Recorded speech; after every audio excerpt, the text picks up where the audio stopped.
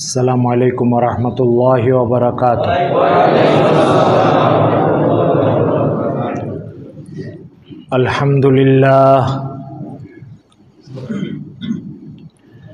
अल्हम्दुलिल्लाह नहमदुहु व नस्तईनुहु व नस्तगफिरुह व नु'मिनु बिही व नतवक्कलु अलैहि व नऊदु बिल्लाहि मिन शुरूरि अनफुसिना व मिन सय्यिआति अमालिना। मन यहदिहिल्लाहु फला मुदिल्ल लहु व मन युद्लिलहु फला हादिय लहु व नशहदु अल्ला इलाहा इल्लल्लाहु वहदहु ला शरीक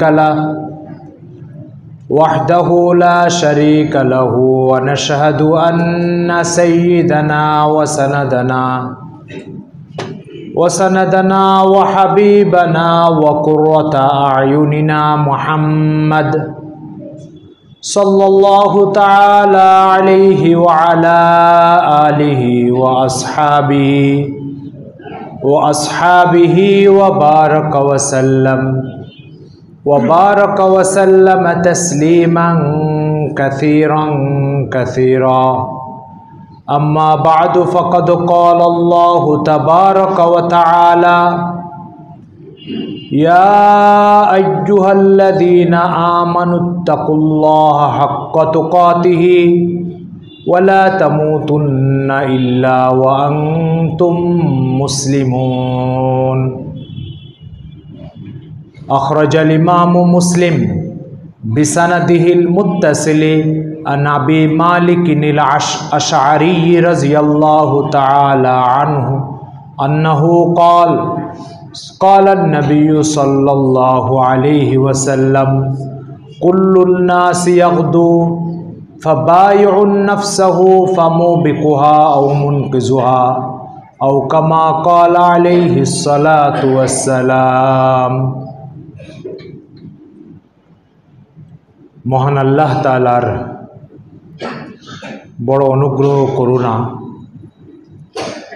যিনি সকল ব্যস্ততা থেকে তার হুকুমের জন্য ঝামেলামুক্ত হওয়ার তৌফিক দান করেছেন, তার হক আদায়ের জন্য ঝামেলামুক্ত হওয়ার তৌফিক দান করেছেন, সব কাজকর্মকে উপেক্ষা করে তার হুকুমের মর্যাদা রক্ষার জন্য তার ঘরে আসার তৌফিক দান করেছেন। এই জন্য আল্লাহ তাআলার শাহী দরবারে শুকর আদায় করে আলহামদুলিল্লাহ। আজকের দিনটা কয়েকটি কারণে তাৎপর্যপূর্ণ। প্রথম কারণ হচ্ছে আজকে আরবি নববর্ষের প্রথম দিন, অর্থাৎ আমরা 1446 হিজরি পার করে আজকে 1447 হিজরিতে প্রবেশ করলাম। 1447 হিজরির প্রথম মাস মহররম, মহররমের আজকে 1 তারিখ নববর্ষ।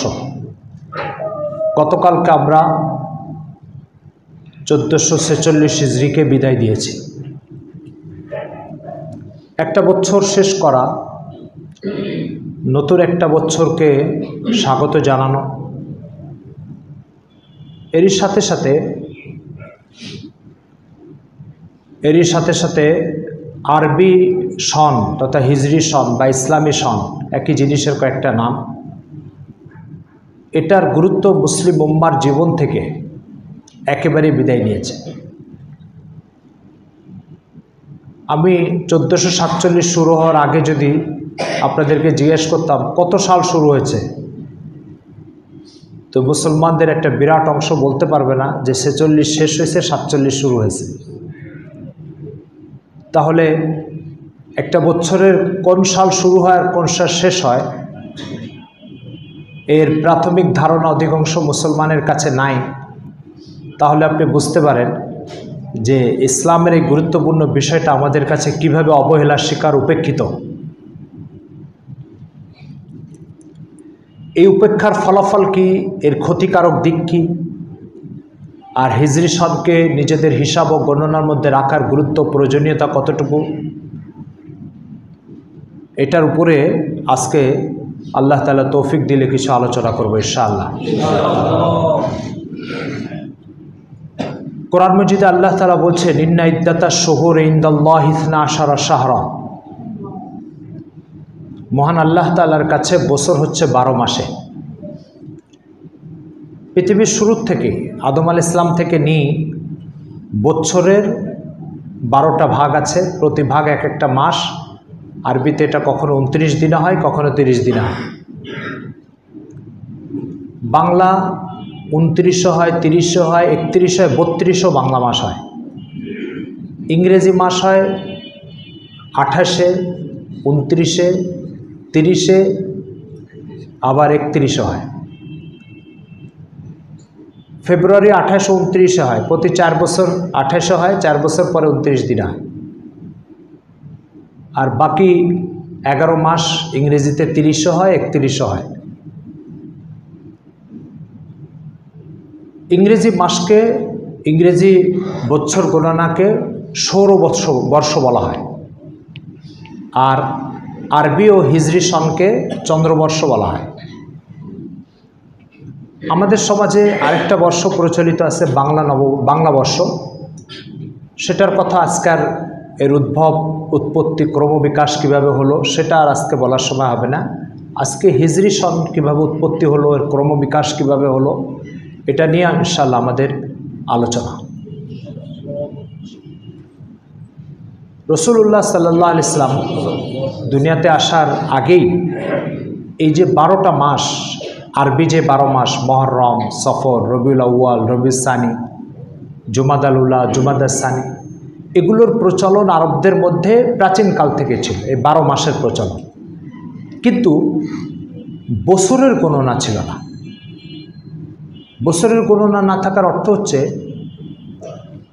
আমরা আজকে মুহররমের 1 তারিখ শুরু করছি, তো সাথে সাথে আমার মাথায় যাচ্ছে যে এটা 1447 হিজরির মুহররম। ঠিক 1 বছর পরে এই দিনটাতে আমরা বলবো 1448 হিজরির মুহররম। ওদের কাছে মুহররমের গণনা ছিল যে 12 মাস পরে মুহররম নতুন আসবে, কিন্তু এটা কি 1446-এর মুহররম না 47-এর মুহররম না 48-এর মুহররম, এটার গণনা ছিল না, এটার হিসাব তারা রাখতো না। শুধু রাখতো মুহররম প্রতি 12 মাস পরে একদিন আসবে। তো সনের যে হিসাবটা, এটা ছিল না। মাসের হিসাবটা প্রাচীন আরবকালেও ছিল। সুতরাং আপনি দেখবেন কোরআন যখন নাজিল হচ্ছে, তখন কোরআনে আল্লাহ তাআলা বলছেন যে শাহরু রমাদান আল্লাযী উনজিলা ফীহিল কোরআন, রমজান মাসে কোরআন নাজিল হয়েছে। আরেক জায়গায় আল্লাহ তাআলা বলছেন ফামান শাহিদা মিনকুমুশ শাহরা ফালিয়াসুম, যে রমজান পাবে সে যেন রোজা থাকে। তার মানে প্রতি বছর রমজান আসা, এটা মুহাম্মদ সাল্লাল্লাহু আলাইহি ওয়াসাল্লাম দুনিয়াতে আসার আগে, নবুয়ত প্রাপ্তির আগের থেকে প্রতি বছর একটা রমজান আসত। আরেক আয়াতে আল্লাহ তাআলা বলছেন যে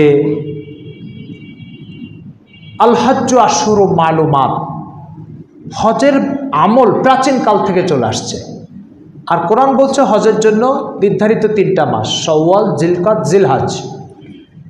এই যে 3টা মাস হজের জন্য, তো প্রাচীনকাল থেকে হজ, তো হজ কখনো তো এই 3 মাসের মধ্যে হবে। তো এই 3 মাসের প্রচলন মুহাম্মদ সাল্লাল্লাহু আলাইহি ওয়াসাল্লাম আসার আগেও ছিল। তো বোঝা গেল একটা ছিল আর একটা ছিল না। ছিল কোনটা? এই 12টা মাস, মুহররম, সফর, রবিউল আউয়াল, রবিউল সানি, এটার প্রচলন প্রাচীনকাল থেকে আরবের মধ্যে ছিল। ছিল না কোনটা? 46, 47, 48, 1446, 1447, 1448, এই বছর ব্যাপী বছরের হিসাবটা এটা ছিল না। এ কারণে একটা বিপত্তি দেখা দিচ্ছে, একটা ঝামেলা শুরু হয়েছে। ঝামেলাটা কি? হযরত ওমর রাদিয়াল্লাহু তাআলা, আপনারা জানেন, আল্লাহ রাসূল সাল্লাল্লাহু আলাইহি ওয়াসাল্লাম 11 হিজরির 12 রবিউল আউয়াল ইন্তেকাল করেন, সোমবার।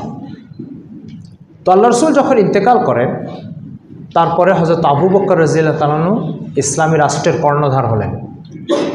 আবু বকর রাদিয়াল্লাহু তাআলা আনহু হুজুরের মতোই 63 বছর বয়সে ইন্তেকাল করেন। এটা আপনাদের জানা দরকার। খলিফায়ে রাশিদিনের 4 জনের 3 জন আল্লাহ রসুলের মতে একই বছরে ইন্তেকাল করেন। হুজুর 63 বছর ইন্তেকাল করেন, আবু বকরও 63 বছর ইন্তেকাল করেন, ওমরও 63 বছর ইন্তেকাল করেন, আলী রাদিয়াল্লাহু তাআলা 63 বছর ইন্তেকাল করেন। হুজুর সাল্লাল্লাহু আলাইহি ওয়াসাল্লামের প্রিয়তমা স্ত্রী হযরত আয়েশা সিদ্দিকা, তিনিও 63 বছর বয়সে ইন্তেকাল করেন। এই 63কে সুন্নতি বয়স বলা হয়, সুন্নতি বয়স। ইমাম বুখারী রাহমাতুল্লাহ উনিও 63 বছর বয়সে ইন্তেকাল করেন। ইসলামের ইতিহাসে এরকম অসংখ্য ওলামায়ে কেরাম মুহাদ্দিসিন 63 বছর বয়সে ইন্তেকাল করে, এই জন্য এটাকে সুন্নতি বয়স বলা হয়। পারি না। এর উপরে ইসলামের একজন ইতিহাসবিদ একটা কিতাবই লিখেছে, 63 বছর বয়সে আলোচিত কারা কারা মারা গেছে তাদের জীবনের উপর একটা বই লেখা হয়েছে, আবনা ও সালাসি ওয়া সিত্তিন, একটা কিতাবটার নাম। যাই হোক, পারি না।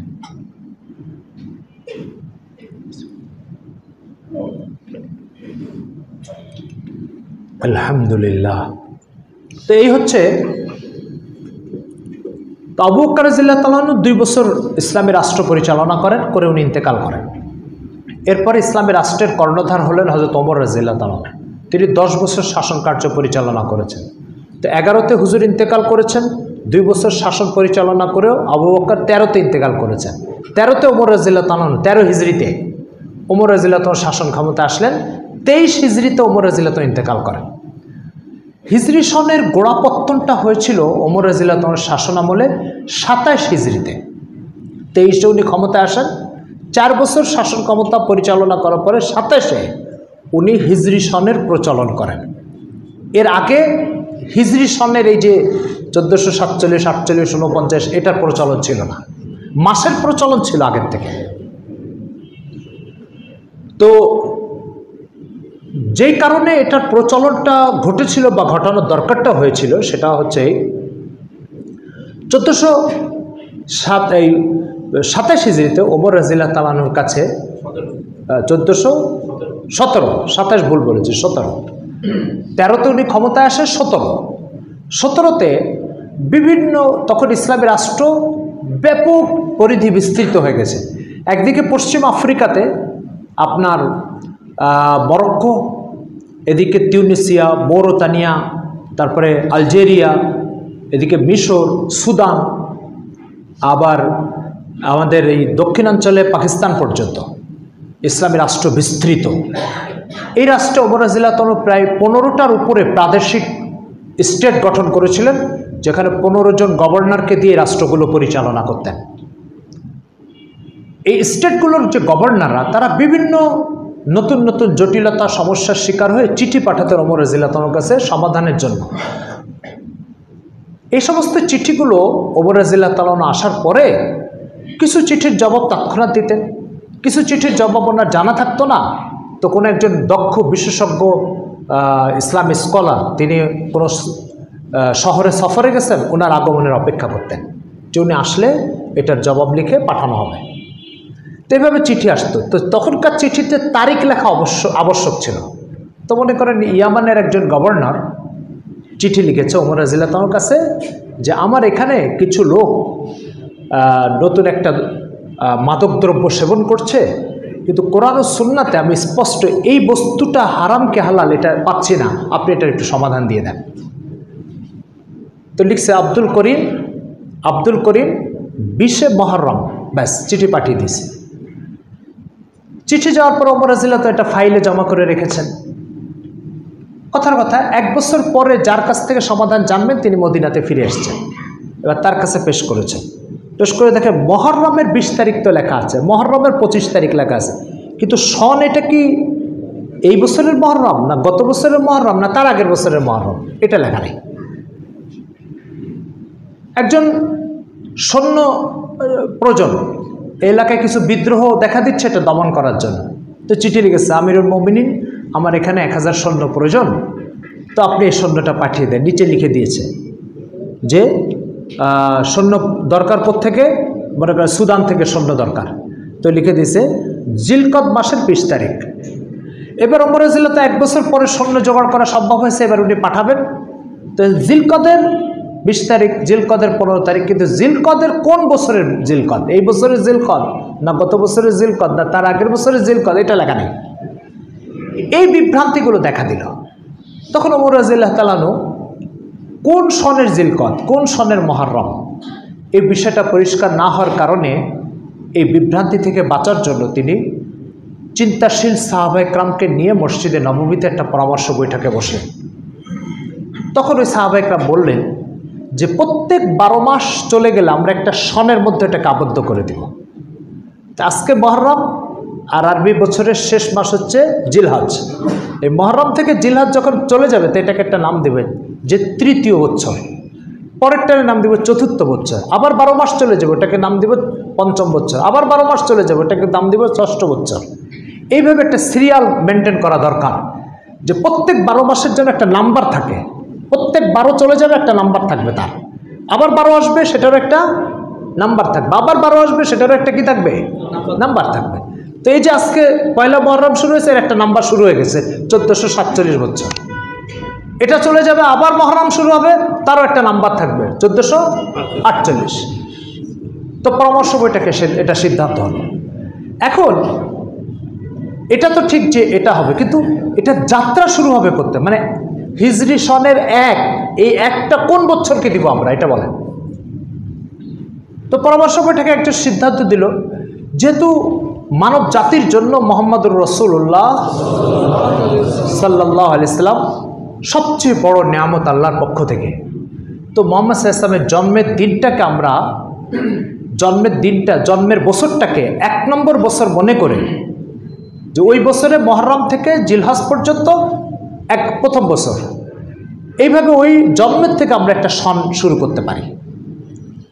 সাহাবায়ে কেরামের ভিতরে ইহুদি খ্রিস্টানের আচার আচরণ ও কালচারের প্রতি এই পরিমাণ বিদ্বেষ ছিল, সাথে সাথে একদল সাহাবী চিৎকার করে উঠল, এটা তো খ্রিস্টানদের তরিকা, ওরা হযরত ঈসা আলাইহিস সালামের জন্মের থেকে ইংরেজি বর্ষ শুরু করেছে, আমরা খ্রিস্টানদের এই পন্থা অবলম্বন করতে পারি না, তাহলে এটা বাদ, সর্বসম্মতিক্রমে বাদ, কেউ দ্বিমত পোষণ করে নাই।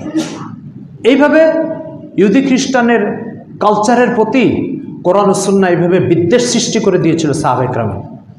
ঠিক এর উল্টা আমাদের ভিতরে ইহুদি খ্রিস্টানের কালচারের প্রতি আমাদের কি শ্রদ্ধা, ভালোবাসা।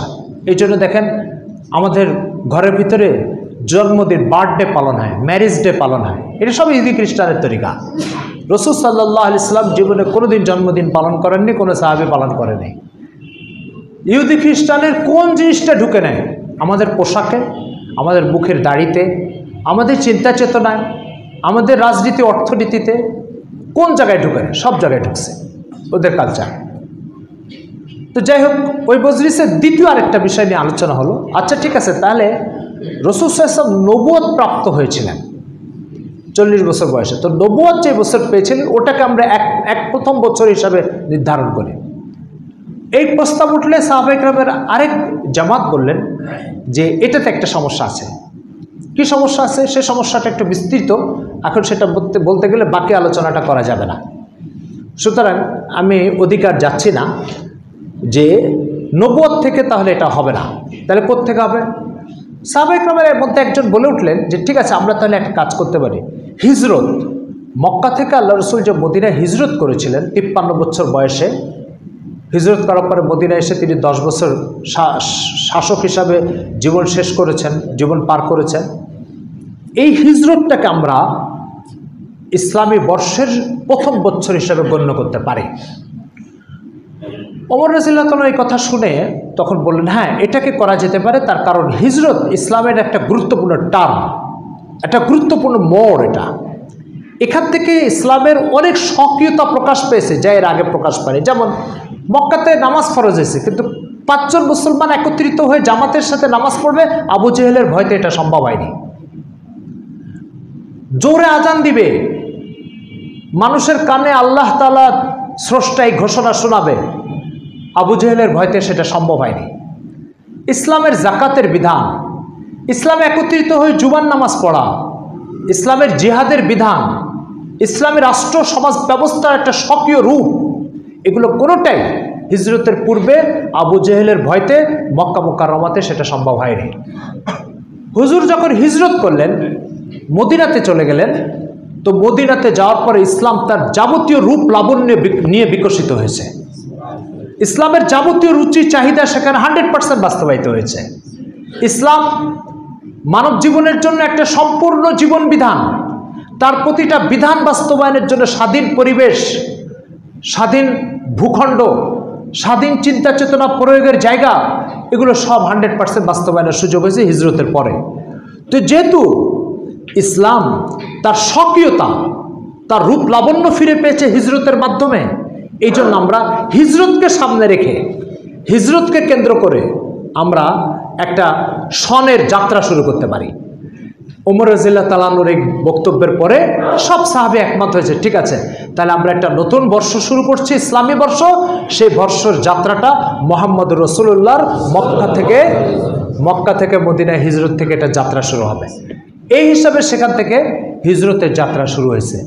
তাহলে হিজরতের যাত্রা কিন্তু পরিকল্পিতভাবে হিজরত থেকেই শুরু হয়নি, এটার যাত্রা শুরু করা হয়েছে তো হিজরত থেকে, কিন্তু এর আনুষ্ঠানিক ঘোষণা এবং এটার অস্তিত্ব আবিষ্কার এটা 17 হিজরিতে ওমর রাদিয়াল্লাহু তাআলা শাসন আমলে হয়েছে। এটা হচ্ছে এটার একটা ইতিহাস।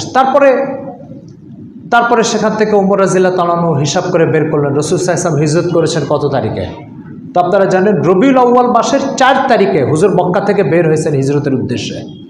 রবিউল আউয়াল মাসের 4 তারিখে রাসূল সাল্লাল্লাহু আলাইহি ওয়াসাল্লাম মক্কা থেকে হিজরত করে মদিনায় যান। এই 4 তারিখটা ইসলামের ইতিহাসে হিজরত দিবস হিসাবে স্বীকৃত।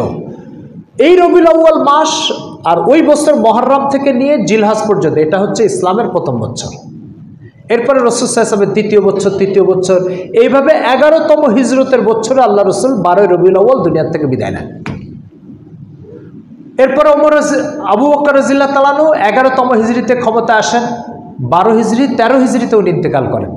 এরপর ওমর রাদিয়াল্লাহু তাআলা 13 হিজরিতে ক্ষমতায় আসেন, 24-25 এভাবে আপনার 23 হিজরি পর্যন্ত উনি ক্ষমতায় ছিলেন। এইভাবে হযরত ওসমান রাদিয়াল্লাহু তাআলা ক্ষমতায় আসেন 23 হিজরিতে, 35 হিজরি পর্যন্ত 12 বছর উনি শাসন কার্য পরিচালনা করেন। 35 হিজরিতে হযরত আলী রাদিয়াল্লাহু তাআলা ক্ষমতায় আসেন, 40 হিজরিতে আলী রাদিয়াল্লাহু তাআলা ক্ষমতার থেকে বিদায় নেন, শহীদ হয়ে যান, ওনাকে একটা সম্প্রদায় মেরে দিয়েছিল। 40 হিজরিতে উনি ইন্তেকাল করেন। এরপরে ক্ষমতায় আসেন আলী রাদিয়াল্লাহু তাআলার ছেলে হযরত হাসান রাদিয়াল্লাহু তাআলা, উনি 6 মাস ক্ষমতায় ছিলেন, তারপরে উনি ক্ষমতার থেকে ইস্তফা দেন। এরপরে ক্ষমতায় আসে হযরত মুআবিয়া রাদিয়াল্লাহু তাআলা, তিনি 20 বছর শাসন কার্য পরিচালনা করেছিলেন, 40 থেকে 60 পর্যন্ত। 60 হিজরিতে হযরত মুআবিয়া রাদিয়াল্লাহু তাআলা ইন্তেকাল করেন। এরপরে ক্ষমতায় আসে তার ছেলে এজিদ 4 বছর ক্ষমতায় ছিল। 64তে এজিদ মারা যায়। 64 পরে ইসলামী রাষ্ট্রের ক্ষমতায় আসে মারওয়ান ইবনুল হাকাম, সে আপনার 64 থেকে 72, 73 পর্যন্ত ক্ষমতায় ছিল, 9 বছর। এইভাবে পুরা ইতিহাস হিস্ট্রি ইসলামের ইতিহাসের এই সন হিসাবে এটা সংকলিত লিপিবদ্ধ আছে। তো এই হচ্ছে হিজরতের পটভূমি, যে হিজরত ইসলামের মাথা উঁচু করার একটা সন। হিজরতটা ছিল রাসূল সাল্লাল্লাহু আলাইহি ওয়াসাল্লামের, ইসলাম তার স্বকীয়তা নিয়ে আত্মপ্রকাশ ঘটার সন। এটা হিজরতটা ছিল রাসূল সাল্লাল্লাহু আলাইহি ওয়াসাল্লামের জীবনের নবুয়ত ইসলামের যে দায়িত্ব তিনি আল্লাহর পক্ষ থেকে প্রেরিত হয়েছেন, তার 100% রুচি চাহিদা লাবণ্যতাকে দুনিয়াতে প্রতিষ্ঠিত করার একটা গুরুত্বপূর্ণ টার্ম ছিল হিজরত। এই জন্য এই হিজরত থেকেই হিজরি সনের যাত্রা শুরু হয়। এটা একটা সংক্ষিপ্ত ইতিহাস আপনাদেরকে বললাম। এর উপরে যদি বিস্তারিত আপনারা জানতে চান তাহলে পড়তে পারেন আল ফারুক, মৌলানা শিবলি নোমানী রহমতুল্লাহ আলাইহির লেখা, উপমহাদেশের প্রখ্যাত একজন ঐতিহাসিক, তার লেখা আল ফারুক, ওমর রাদিয়াল্লাহু তাআলার জীবনের উপরে ওনার বই 2 খণ্ডে। এই বইটা ইসলামিক ফাউন্ডেশন বাংলা অনুবাদ করেছে। সেই অনুবাদের বইতে হিজরি সনের যাত্রার উপর একটা লম্বা আলোচনা লিখেছেন উনি, ওখান থেকে আপনারা এটা দেখে নিতে পারেন। যাই হোক, এরপরে যে বিষয়টা, সেই বিষয়টা হচ্ছে গতকালকে একটা বছর শেষ হলো, আজকে আরেকটা বছর শুরু হয়েছে। রাসূল সাল্লাল্লাহু আলাইহি ওয়াসাল্লামের একটা গুরুত্বপূর্ণ সুন্নত যেটা আমরা হাদিসে পড়লেই পাই, সেটা হচ্ছে হুজুর কখনো কোনো আমল যখন শেষ করতেন, একটা সেশন শেষ করতেন, একটা সময় পার করতেন, তখন হুজুরের ভিতরে 2টা সুন্নত দেখা যেত, 2টা আদর্শ আমরা পাই। একটা আদর্শ হচ্ছে ওই আমলটা শেষ হওয়ার সাথে সাথে তিনি শুকরিয়া আদায় করতেন, আলহামদুলিল্লাহিল্লাযী বিনি'মাতিহি তাতিম্মুস সালিহাত, সকল প্রশংসা আল্লাহ তাআলার জন্য যার করুণায় এই নেক কাজগুলো সমাপ্ত হয়েছে। তো যে কোনো কাজ সমাপ্ত শেষ করার পরে সাথে সাথে আল্লাহ তাআলা শুকর আদায় করা, যে আল্লাহ এই কাজটা আপনার অনুগ্রহে শেষ হয়েছে, এটা একটা পাই। যুদ্ধের থেকে ফিরে এসছেন, যুদ্ধে বিজয় হয়ে লাখ লাখ টাকার গনিমত নিয়ে কাফিরদের অসংখ্য সৈন্যকে গ্রেফতার করে মদিনায় নিয়ে আসছেন। মদিনায় পৌঁছে আল্লাহ রসুলের প্রথম কথা হতো আলহামদুলিল্লাহিল্লাযী হাজামা আহজাবা ওয়াহদা। সকল প্রশংসা ওই আল্লাহ তাআলার জন্য যিনি তার শত্রুকে একাই পরাজিত করেছেন। যে কোনো আমল শেষ তো সাথে সাথে আল্লাহ শুকর আদায়, কোনো কাল বিলম্ব ছাড়াই আল্লাহ শুকর আদায়। এটা হুজুরের জীবনভর একটা সুন্নাত। মক্কা বিজয় হয়েছে, মক্কা থেকে যিনি বিতাড়িত হয়ে পালিয়ে তাকে যেতে হয়েছে, সেই মক্কায় তিনি 10,000 সৈন্য নিয়ে 8 বছরের মাথায় মক্কা কবজা করেছেন। মক্কা সম্পূর্ণ ওনার হাতে, নিরাপদ শহর মক্কা, এখন কোনো ঝুঁকি নেই। যে এটা অনুভব করলে সাথে সাথে সেজদায় পড়ে গেলেন। আলহামদুলিল্লাহিল্লাযী তাতিম্মু বিনি'মাতিহিস সালিহাত। সকল প্রশংসা আল্লাহর জন্য যিনি এই মক্কা বিজয়ের নেক কাজটা নিজ অনুগ্রহে সমাপ্ত করার তৌফিক দিয়েছেন। যে কোনো কাজ শেষ হয়েছে আলহামদুলিল্লাহ, আল্লাহ করেছেন। এটা পানি দেন। দ্বিতীয় নম্বর, কোনো কাজ করার সাথে সাথে কোনো কাজ, সেটা যত ভালো কাজ হোক না কেন,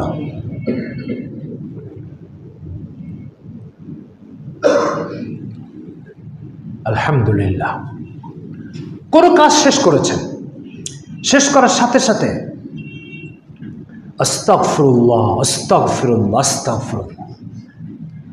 আপনারা হাদিসের কিতাব পড়লে বুঝবেন, মুসলিম শরীফের এক হাদিস আছে আব্দুল্লাহ ইবনে আব্বাস থেকে বর্ণিত, সম্ভবত সাহাবীর নামটা ভুলও হতে পারে। উনি বলছেন যে আমি রাসূল সাল্লাল্লাহু আলাইহি ওয়াসাল্লাম যখন নামাজ শেষ করতেন সালাম ফিরায় প্রথমে পড়তেন আস্তাগফিরুল্লাহ আস্তাগফিরুল্লাহ আস্তাগফিরুল্লাহ। নামাজ তো সর্বোত্তম আমল, তো এরপর আবার আস্তাগফিরুল্লাহ বলে আল্লাহর কাছে ক্ষমা চাওয়ার কী অর্থ? তো ওলামা ইকরাম এই কথার অর্থে ব্যাখ্যায় লিখছেন, আস্তাগফিরুল্লাহ মানে হে আল্লাহ, এই নামাজটা তো আপনি আদায় করার তৌফিক দিয়েছেন, কিন্তু বান্দা হিসাবে এটার হক যেভাবে আদায় করার দরকার ছিল সেখানে অনেক ত্রুটি আছে, সেই ত্রুটির জন্য আমি আপনার কাছে ক্ষমা চাচ্ছি। নামাজ সারা পৃথিবীর থেকে আলাদা হয়ে আল্লাহর হয়ে যাওয়ার একটা আমল, যে এখানে আমি আল্লাহর হতে আসছি। তো আল্লাহর হতে এসেও আমার দিল দুনিয়ার মধ্যে এখানে ওখানে দৌড়ায় বেড়ায়, তার মানে সারাদিন তো আপনার হতে পারি নেই, নামাজের মধ্যে একটু আপনার হতে আসছে, সেখানেও দিল দৌড়ায় বেড়ায়। তো এই যে আপনার হক নামাজের মধ্যে নষ্ট করেছে, এই জন্য সালাম ফিরায় প্রথমে এই অপরাধের জন্য আল্লাহর কাছে ক্ষমা চাচ্ছি, আস্তাগফিরুল্লাহ আস্তাগফিরুল্লাহ আস্তাগফিরুল্লাহ। এটা হচ্ছে ওনার আরেকটা সুন্নাত, যে একটা আমল শেষ করার সাথে সাথে যতটুকু ইতিবাচক দিক তার জন্য আল্লাহ শুকুর, আর যতটুকু ত্রুটি বিচ্যুতি হয়েছে তার জন্য আল্লাহর কাছে ক্ষমা চাওয়া। এটা আল্লাহ রাসূলের জীবনভর একটা সুন্নাত। আজকে এই মুহূর্তে আমরা গতকালকে 1446 হিজরি শেষ করেছি, হুজুরের এই সুন্নতের আলোকে এখন আমাদের অবস্থা হচ্ছে, হে আল্লাহ, গত বছর আপনি যে আমলগুলো করার তৌফিক দান করেছেন এই জন্য আপনার শুকর আদায় করছে আলহামদুলিল্লাহ। আর গত বছর আমার দ্বারা যে নাফরমানিগুলো হয়েছে, আমার দ্বারা আপনার যে হকগুলো নষ্ট হয়েছে, আমার দ্বারা আপনার যে বেঈমানিগুলো হয়েছে, তার জন্য আমি ক্ষমা চাচ্ছি, আস্তাগফিরুল্লাহ আস্তাগফিরুল্লাহ আস্তাগফিরুল্লাহ। এটা আল্লাহ রাসূলের একটা জীবনভর সুন্নত আমল। এক্ষেত্রে আল্লাহ রাসূল একটা চমৎকার কথা বলেছেন। হুজুর বলেছেন, মুসলিম শরীফের হাদিস, হযরত আবু মালিক আল আশআরী রাদিয়াল্লাহু তাআলা থেকে বর্ণিত, তিনি বলেন, আমি আল্লাহ রাসূলকে বলতে শুনেছি, তিনি বলেছেন, প্রত্যেক ইমানদার যখন সকালে তার যাত্রা শুরু করে তখন ইমানদারদের মধ্যে দুটো ভাগ হয়ে যায়। এক ভাগ তাকে শয়তানের কাছে বিক্রি করে, আরেক ভাগ তাকে আল্লাহর কাছে বিক্রি করে। শয়তানের কাছে বিক্রি করা আর আল্লাহর কাছে বিক্রি করার কি অর্থ? বলছে ব্যক্তি তার আজকের দিনটার জন্য, আজকের দিনটা হচ্ছে তার একটা পুঁজি, তার একটা ব্যবসায়িক পণ্য। বিক্রেতা হচ্ছে বান্দা, ক্রেতা দুইজন। ক্রেতা কয়জন? দুইজন। আজকের এই দিনটা হচ্ছে তার একটা বিক্রিত পণ্য। যেই মুমিন আজকের দিনটা আল্লাহর কাছ থেকে পেয়েছে, এই দিনটার বিক্রেতা হচ্ছে ইমানদার, আর দিনটা হচ্ছে বিক্রিত পণ্য। ক্রেতা দুইজন, একজন হচ্ছে শয়তান আর একজন হচ্ছে মহান আল্লাহ তাআলা। আল্লাহ রাসূল বলছেন, আজকের এই দিনটাকে ইমানদার যদি শয়তানের কাছে বিক্রি করে, অর্থাৎ শয়তান ক্রেতা আর সে বিক্রেতা, তো এই শয়তান ক্রেতার কাছে যখন সে আজকের দিনটা বিক্রি করবে, তখন শয়তান তাকে এই পণ্যের বিনিময়ে জাহান্নাম উপহার দিয়ে দিবে। আর আরেকজন ক্রেতা আছে আজকের দিনের, সেই ক্রেতা হচ্ছে মহান আল্লাহ তাআলা। যখন আল্লাহর গোলামি তার জন্য এই দিনটাকে বরাদ্দ করবে আর আল্লাহর নাফরমানির থেকে এই দিনটাকে রক্ষা করবে, তো সে আল্লাহর কাছে এই দিনটাকে কি করলো? বিক্রি করলো। আল্লাহ তাআলা এই পণ্যের বিনিময়ে তার হাতে জান্নাতকে তুলে দিয়ে দেবে। তো আল্লাহ রাসূল বলছেন প্রত্যেক মুমিন সকালবেলায় একটা বেচা কেনা করে। এই বেচা কেনার জন্য ক্রেতা হিসাবে দুইজন হাজির হয়, শয়তান হাজির হয় আর তার স্রষ্টা মহান আল্লাহ তাআলা হাজির হয়। শয়তানের কাছে যখন সে বিক্রি করবে, শয়তানও তাকে একটা মূল্য দিবে। আল্লাহর কাছে যখন বিক্রি করবে তো আল্লাহ তাআলা তাকে একটা মূল্য দিবেন। শয়তানের কাছে বিক্রি করলে শয়তান মূল্য হিসাবে জাহান্নাম উপহার দিবে তাকে, আর আল্লাহর কাছে বিক্রি করলে আল্লাহ তাআলা তাকে এই পণ্যের বিনিময়ে তাকে জান্নাত উপহার দিবেন। তো ঠিক আজকে 1447 হিজরি আমাদের শুরু হচ্ছে। এই হাদিসের বক্তব্যের আলোকে এই বছরটা আমার হাতে একটা বিকৃত পণ্যের মতো। ক্রেতা হিসাবে আমার সামনে কয়জন আছে? দুইজন আছে। একজন হচ্ছে শয়তান আছে, আরেকজন কে আছে? মহান আল্লাহ তাআলা আছে। আপনাকে আজকে ফয়সালা করতে হবে আমি আমার এই 1447 হিজরিটা কার কাছে বিক্রি করব। যদি আপনি শয়তানের কাছে বিক্রি করেন তো শয়তানের কাছে একটা মূল্য আছে, আর যদি আল্লাহ তাআলার কাছে বিক্রি করেন আল্লাহর কাছে এটার কি আছে? মূল্য আছে। এখন যিনি আমাকে সৃষ্টি করলেন আর যিনি আমাকে 1447 হিজরিতে বাঁচিয়ে রাখবেন, যিনি আমার জীবন মরণের একমাত্র মালিক, যার ইচ্ছা আমার দুটো পা চলবে আর যার ইচ্ছা আমার দুটো চোখ দেখবে, সেই মালিকের কাছে বিক্রি না করে যে আমাকে জাহান্নাম উপহার দিবে তার কাছে বিক্রি করব আমি? এটা কখনো ইমানদার করতে পারে না। ফলে আজকে বসে একজন ইমানদারকে ফয়সালা করতে হবে আমি 1446 হিজরিতে যেই সময়গুলো শয়তানের কাছে বিক্রি করেছি সেটার জন্য আল্লাহ তাআলার কাছে লজ্জিত অনুতপ্ত, আর এই 1447 হিজরি যার আজকে প্রথম দিন, এই বছরটা আমি একমাত্র শতভাগ পণ্য মহান আল্লাহ তাআলার হাতে তুলে নিব এবং আল্লাহ তাআলার সাথে ক্রয় বিক্রয়ের মাধ্যমে এই বছরটা চালাবো। এটা আজকের দিনের একটা গুরুত্বপূর্ণ অঙ্গীকার। সাথে সাথে গত বছর আমার দ্বারা আল্লাহ তাআলার যত হক নষ্ট হয়েছে তত হক নষ্টের জন্য আমি অনুতপ্ত, লজ্জিত। কিভাবে আমরা হক নষ্ট করেছি বা করি, কিভাবে নষ্ট করি আর কিভাবে? কোরআন মাজিদে আল্লাহ তাআলা পানি দেন, কোরআন মাজিদে আল্লাহ তাআলা ইরশাদ করছেন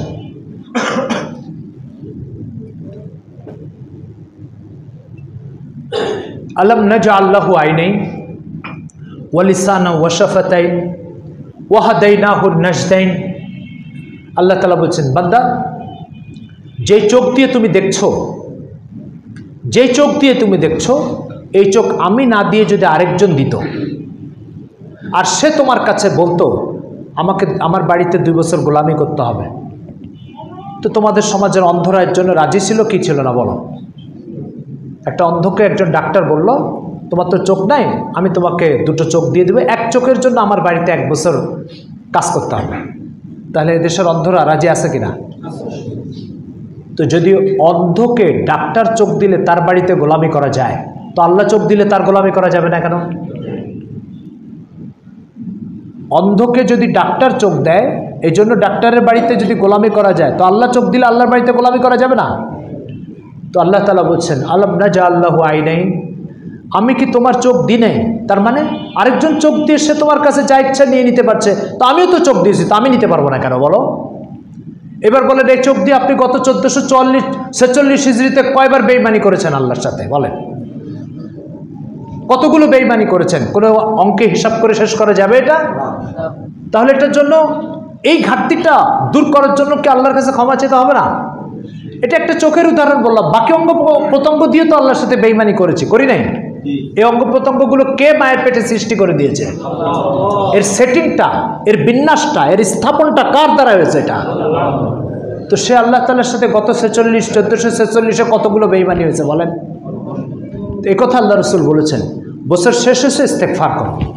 হযরত ওমর রাদিয়াল্লাহু তাআলা প্রসিদ্ধ কথা তিরমিজিতে আসছে, হাসিবু ক্বাবলা আন তুহাসাবু, মহা হিসাব আসার আগে আগে তুমি তোমার ব্যাপারে হিসাব করো, আল্লাহর সাথে বেঈমানির পরিমাণ কতটুকু আর আল্লাহর সাথে ঈমানদারির আচরণ কতটুকু, হিসাব করো।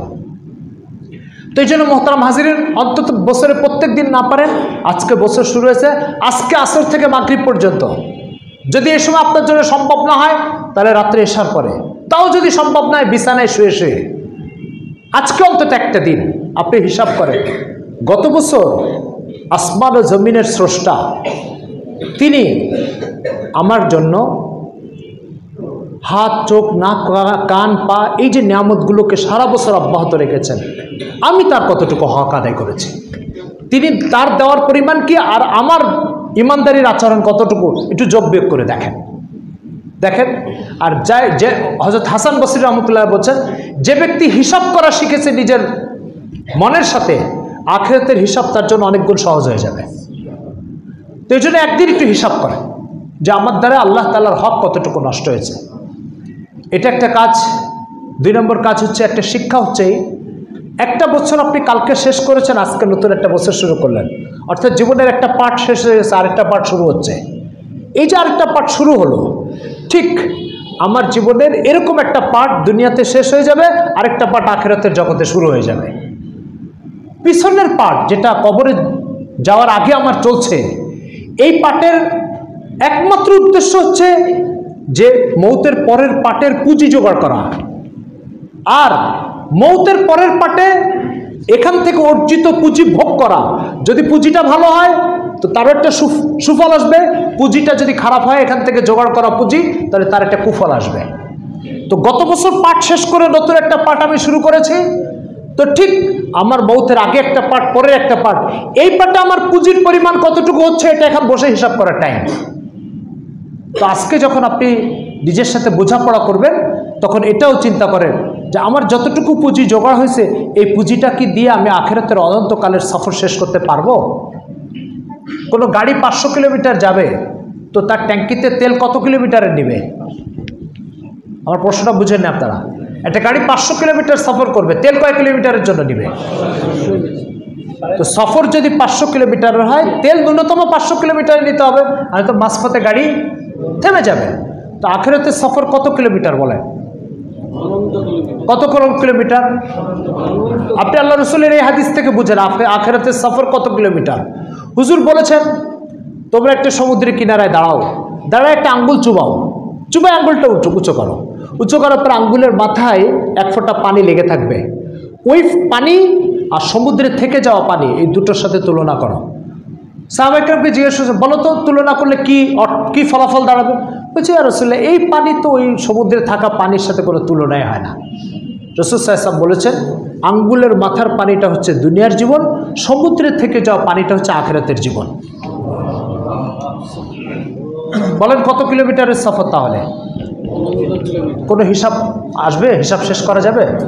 তাহলে ওই সফরের জন্য আপনাকে পুঁজি জোগাড় করতে হবে এই 50, 60, 70 বছরের মধ্যে। আজকে এটা মনকে জিজ্ঞাসা করেন, মন তুমি বলো, এই লম্বা সফরের জন্য যে পরিমাণ পুঁজি তোমার দরকার আছে, সেই পরিমাণ পুঁজি তোমার জোগাড় হয়েছে কিনা বলো। হলে কতটুকু হয়েছে, কতটুকু হয়নি, হিসাব করো। তারপর আপনার মন মিথ্যা কথা বলে না, মন বলে দিবে যে আসলে কতটুকু পুঁজি দরকার ছিল আর কতটুকু জোগাড় হয়েছে। মোহতারাম হাজিরিন, এই বাস্তবতার কথাগুলো বলতে বলতে মুহাম্মদুর রাসূলুল্লাহ দুনিয়া থেকে চলে গেছেন। আজকে এই বছরের প্রথম দিনে এই যোগ বিয়োগটা আমাদের সময়ের অতি প্রয়োজনীয় একটা কাজ, 2 মিনিটের জন্য হলে আপনি বসে নিজের মনকে জিজ্ঞাসা করেন। নিজের মনকে জিজ্ঞাসা করলে আপনি উত্তর পেয়ে যাবেন আপনার করণীয় কি আর বর্জনীয় কি, আর 1447 হিজরিটা আপনাকে কিভাবে পার করতে হবে। মোহতারাম হাজিরিন, আল্লাহ তাআলা মানব জীবনের জন্য 2টা আলো সৃষ্টি করেছেন। একটা আলোর নাম হচ্ছে সূর্য, প্রতিদিন মাথার উপরে উদিত হয়। আরেকটা আলোর নাম হচ্ছে মুহাম্মদুর রাসূলুল্লাহ সাল্লাল্লাহু আলাইহি ওয়াসাল্লাম। এই সূর্য দিয়ে পৃথিবীর সৃষ্টিকে চেনার জন্য, এটা গাছ, এটা বাড়ি, এটা রাস্তা, এটা গর্ত, এটা মাঠ, এগুলো চেনা যায় এই সূর্যের আলো দিয়ে। আর মুহাম্মদুর রাসূলুল্লাহ সাল্লাল্লাহু আলাইহি ওয়াসাল্লামকে আল্লাহ তৈরি করেছেন মানব জীবনে আরেকটা জিনিসের পরিচয়ের জন্য, আরও 2টো জিনিসের পরিচয়ের জন্য। এটা হচ্ছে আল্লাহর পরিচয়ের জন্য, আর আমার জীবনের লক্ষ্য উদ্দেশ্যকে এটাকে পরিচিত করার জন্য। আমি কিসের জন্য? যদি কেউ মুহাম্মদ সাল্লাল্লাহু আলাইহি ওয়াসাল্লামের এই সূর্যের থেকে আলো না নেয়, আর এই আলোকে নিজের জীবন পরিচালিত না করে, তাহলে সে কি করবে জানেন? এই কলমরে ফুটবল মনে করবে, আর ফুটবলকে ক্যালকুলেটর মনে করবে। অর্থাৎ প্রত্যেক জিনিসের ভুল পরিচয় উন্মোচিত হবে তার কাছে, প্রত্যেক জিনিসের ভুল পরিচয় উন্মোচিত হবে।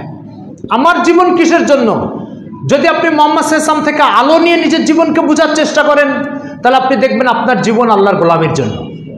আর যদি আপনি মুহাম্মদ সাল্লাল্লাহু আলাইহি ওয়াসাল্লামের আলো না নিয়ে অন্য কোনো চিন্তা নিয়ে আপনি জীবন পরিচালনা করছেন, তাহলে আপনার মনে হবে আমার জীবন হচ্ছে পেট পালার জন্য আর একটা বাড়ি গাড়ি নারী করার জন্য, এটা হচ্ছে জীবনের লক্ষ্য। তাহলে কি হলো? আমার জীবনের সঠিক পরিচয় উন্মোচিত হলো না ভুল পরিচয় উন্মোচিত হলো? ভুল পরিচয়। এই জন্য মুহাম্মদ সাল্লাল্লাহু আলাইহি ওয়াসাল্লামের থেকে আলো অপরিহার্যভাবে নিতে হবে। আমি তো আপনার জীবনের ব্যাপারে আপনি এরকম ভাববেন যে এটা কলম, আপনি ভাবছেন এটা ফুটবল, এটা কলম, এটা ফুটবল। আর মনে রাখবেন, কলমকে আপনি যতবারই ফুটবল ভাবেন না কেন, কলম কখনো ফুটবল হবে না। আপনার জীবনকে আপনি যত বেশি ভাবেন না কেন এটা পেট ভর্তি করার জন্য,